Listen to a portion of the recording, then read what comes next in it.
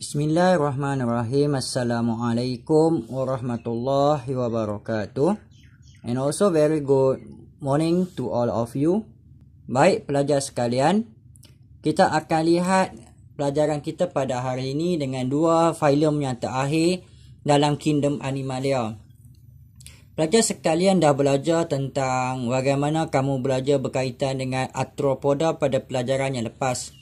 Melalui arthropoda, kamu tahu bahawa organism itu telah menunjukkan segmentation yang baik, di mana specialization dah mula wujud.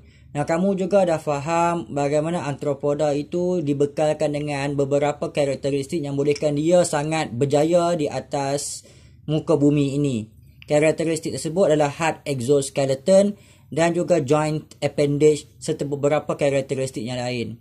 Kamu juga dah belajar bagaimana molluska mula mempunyai muscular foot. Dan kamu nampak bagaimana kaki yang berotot itu membantu dia untuk mendapatkan makanan.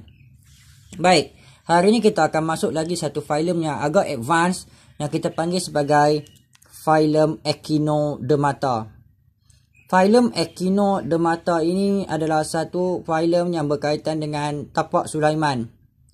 Sebab itu simetrinya menunjukkan sedikit primitif, iaitu dia mempunyai radial symmetry. Radial symmetry kamu belajar dulu kan bagaimana radial symmetry ini dicirikan dengan satu sistem yang kita panggil sebagai can be divided into multiple plane. Dan dia mempunyai top and bottom sahaja. Tidak ada right, there are no left, there are no posterior, there are no anterior, there are no dorsal, there are no ventral. Yang hanya ada adalah top and bottom. But sometimes they are bilateral symmetry during their larva stage. Pada peringkat larva dia adalah bilateral symmetry. Dia punya kemajuan kita boleh lihat sebab dia have a true coelom. Maksudnya organ dia boleh develop dalam mesoderm. Dan dia mempunyai gut with anus. Ya, maksudnya dia ada opening dan dia ada two openings. Their body shape is variable with no head. Dia ada nervous system yang menunjukkan dia adalah organism yang advanced. They have open circulatory system. Dan yang penting dalam Echinodermata adalah water vascular system. Saya suka untuk kamu tahu inilah ciri yang paling penting yang ada pada Echinodermata yang menyebabkan unik berbanding dengan organism lain. Echinodermata dia mula ada water vascular system. Apa yang kita nak faham dengan water vascular system ini? Apabila kamu lihat kepada starfish ya, water vascular system ini boleh kita study dia dengan untuk dia penting supaya dia mampu mendapatkan makanan, supaya dia mampu untuk bergerak. Water vascular system ni kamu study, kamu kena mulakan dengan kaki dia dulu. So ni tube feet ni. Kaki-kaki dia. Tube feet dia ni mempunyai benda yang kita namakan sebagai podium. Podium ni adalah satu kawasan di mana air akan masuk. Air boleh masuk podium ni. Dan air ni akan disimpan seketika dekat ampula. Jadi ampula ni bila starfish tekan ampula ni, air akan keluar balik. Dan bila air keluar balik, dia boleh mengangkat kaki dia. Air masuk dan ditekan, maka dia boleh terangkat kaki dia. Daripada ampula dengan podium ni juga air boleh bergerak masuk ke tengah-tengah. Okey, dia akan bergerak masuk ke tengah-tengah. So kita ada ring canal. Ini ring canal. Okey, dan sinilah ada perut dia ya. So dia juga boleh patah balik ke sini, keluar balik ke sini, maka boleh mengangkat balik kaki dia. So ini kita panggil water vascular system. Hydraulic water vascular system. Highlight perkataan hydraulic. Bila kamu cakap ciri dia apa dia? Hydraulic water vascular system. Untuk apa? Water vascular system ni adalah untuk locomotion, untuk nutrition dan juga respiration. Keadaan echinodermata juga nampak keras. Sebab dia ada calcareous plate. Okay, maksudnya dia ada atas badan tu keras sebab ada calcareous plate. Dan dia boleh reproduce secara seksual dan juga gonocoristic. Yang penting sini adalah seksual. Gonocoristic kadang-kadang sebab kaki dia boleh putus-putus dan boleh tumbuh organisme baru ya. They feed particle in the water. They are marine organism. So, ini sahaja yang kita kena faham dengan echinodermata ya. So, saya harap kamu faham ke semua benda yang saya sebutkan tadi. Kita ulang balik. Apabila kamu faham tentang echinodermata, ingat tentang dia punya body symmetry. Apa dia body symmetry dia? Body symmetry dia adalah radial symmetry. But sometimes, there are bilateral symmetry during larva stage pada peringkat kecil ya. Yang kedua, they have body cavity. Means that they are true coelomate organism. Yang ketiga, saya nak kamu tahu they are trypoblastic. Yang keempat, yang paling penting sekali, they have hydraulic water vascular system. Antara komponen penting yang saya nak kamu tahu adalah ampula. Yang kedua, podium. Yang ketiga, ring canal. Baik, semua pelajar, kita masuk kepada filem yang terakhir iaitu filem Chordata. Filem Chordata ni adalah filem yang paling advance sekali. The most advanced animal kingdom adalah Chordata. Haiwan ni adalah paling termaju sekali yang kita mudah untuk faham diri kita sendiri. Human is a chordate. Yang pertama sekali, Chordata ni macam organism advance yang lain. Kita ni adalah bilateral symmetry. Kita ada kiri kanan, left right. Kita ada posterior anterior. Dan kita ada dorsal ventral. So, belakang kita ni adalah dorsal dan perut kita adalah ventral.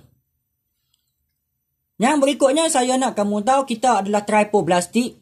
Pada peringkat kita embryonic stage dulu ni, kita ada 3 germ layer. Di mana organ kita, perut kita, jantung kita berada dalam rongga dalam badan. So, we are coelomate organism. Trypoblastic dan we are coelomate organism. We have segmentation, namun segmentation kita telah dikecilkan kepada peringkat otot. Dan kita ada degree of specialization yang baik atas kepala kita untuk sensory organ. Kita juga ada bahagian tengah badan kita adalah penting untuk kita punya digestive system dan sebagainya. Baik. Kemudian filem Chordata ni saya nak kamu tahu kita ada ciri unik yang organism lain tak dapat. Tak ada benda tu. Yang pertama sekali, kita ada notochord. Notochord ni adalah satu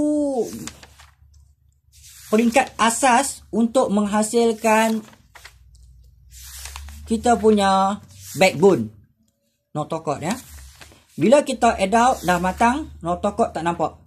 So, pada peringkat embryonic stage dulu, sebelum penghasilan backbone, sebelum kita penghasilan vertebra, so maka notochord itu wujud. Notochord ni wujud semasa proses neurulation. Yang kedua, kita ada benda yang kita namakan sebagai dorsal hollow nerve cord. Dorsal hollow nerve cord. Ni ya. Dorsal hollow nerve cord. Highlight. So, notochord kamu dah highlight. Saya nak kamu highlight dorsal hollow nerve cord. Kena sebut lengkap ya.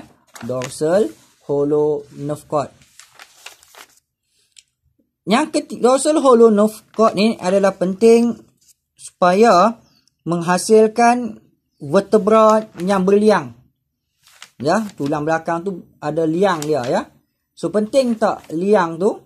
Penting supaya dalam liang tu lah terdapatnya saraf, nerve. So, dorsal hollow nerve cord. Yang ketiga, kita ada post-anal tail. Post-anal tail. Post-anal tail ni sangat signifikan kalau kamu tengok kepada haiwan yang ada ekor. Dan post-anal tail ni berada beyond from anus. Maksudnya luang punggung tu, belakang tu ada post-anal tail. Tail tu. Pada manusia, post-anal tail tu dah pun hilang pada peringkat adult. Pada peringkat matang. Namun pada peringkat embryonic stage, ada kewujudan post-anal tail. Dan yang terakhir adalah pharyngeal slit. Pharyngeal slit. Pharyngeal slit ni jelas untuk kita nampak pada aquatic organism. Ya. Dia penting untuk menghubungkan laluan makanan, esophagus, dan juga laluan udara, pharynx. This is very important for the food filter. Namun bagi manusia, pharyngeal slit ni juga akan hilang apabila manusia ini melebihi pada peringkat embrio. Selepas peringkat embrio, hilang pharyngeal slit ni, kita digantikan dengan respiratory opening. Ini adalah saya tunjukkan chordata yang primitif. Okey. Haiwan ini kita panggil dia sebagai lancelet. Chordata ni, yang ni lancelet nah. Chordata ini adalah chordata yang primitif. Lancelet ni. Dia adalah haiwan akuatik yang berada bawah air ya. Seperti mana ikan. Ikan ni chordata ya. Ikan, tapi ikan yang berada di bawah permukaan air. Ikan ini dia ada ciri-ciri yang kita nampak tadi pada peringkat embrio sehinggalah pada peringkat adult. Yang pertama sekali wajib ada notochord. Yang kedua adalah dorsal hollow nerve cord. Dorsal ni belakang, maksudnya berada bahagian belakang, dan hollow ni beliang. Dalam hollow ni ada nerve cord, ada saraf.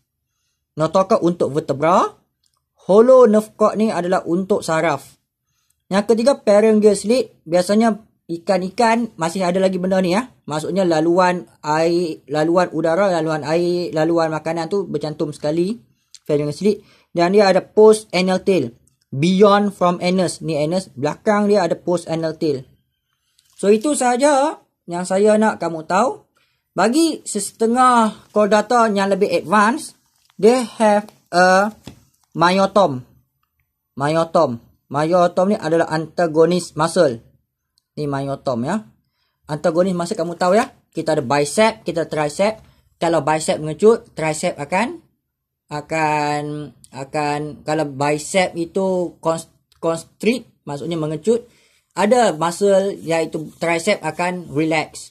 Kalau tricep tu melakukan contraction, bicep pula akan relax. So itu saja pelajaran kita berkaitan dengan kedua-duanya. So saya harap kamu dapat study ke semua filem yang ada dalam kingdom Animalia. That's all for our lesson. Good luck to all of you.